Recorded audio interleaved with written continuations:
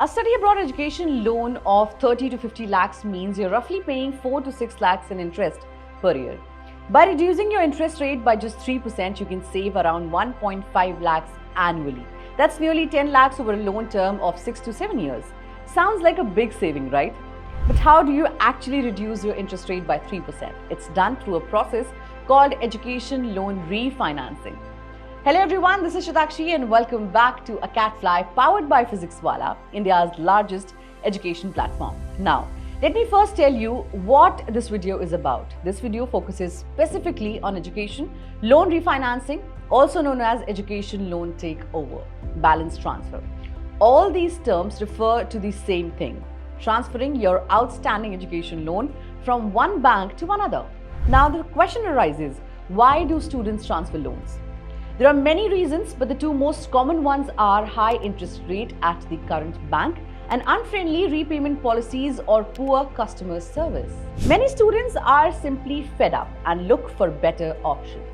And that's quite common. And the common questions about loan transfer we get to know is, the very first question is, do I need to repay my current bank first and then get money from the new bank? And the answer is no. Here's how it works. Your current bank gives you a statement of the pending loan amount.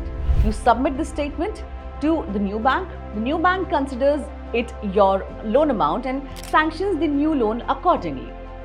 Once sanctioned, the new bank issues a check for the full amount in favor of your old bank. Now, so you don't have to arrange any money by yourself. It's a bank-to-bank direct transaction. Then we get a question, will I have to pay processing fees again at the new bank? No, not if you apply via AcadFly. We have approvals from almost all banks that waive processing fees for education loan takeovers. Even if there's a fee, it's usually nominal, under 5,000 to 2,000 in most cases. And the important insights are that most public and private sector banks offers a lower interest rate for takeovers compared to fresh loans. For example, if an NBFC give you a fresh loan at 12% interest, they might offer the same loan as a takeover at 11%. If you apply via AcadFly, it could be even lower, 0.5% to 1% less. Also, many private lenders tend to increase your interest rate by 0.5% to 1% every year.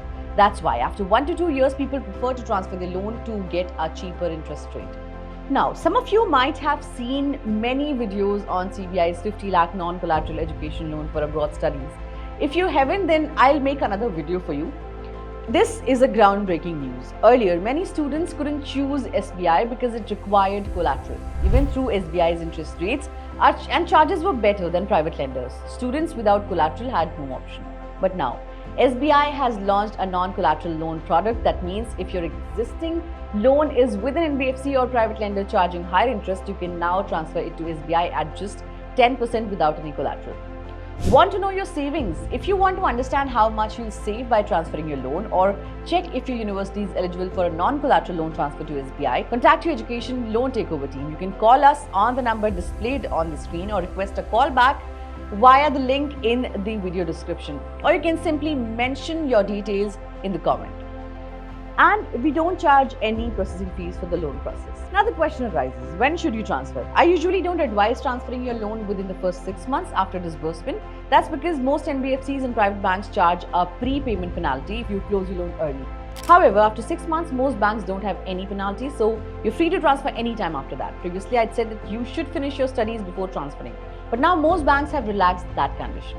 So you can transfer your loan even while you're studying. For example, if you have paid your first semester fee from one bank, you can switch and take the remaining disbursements from another bank. Now, few technical points also I tell you. No loan margin. The new bank will sanction the full outstanding loan amount. Higher sanction limit possible. You can request a higher loan limit from the new bank than what was sanctioned earlier, but you'll need valid reasons and justification.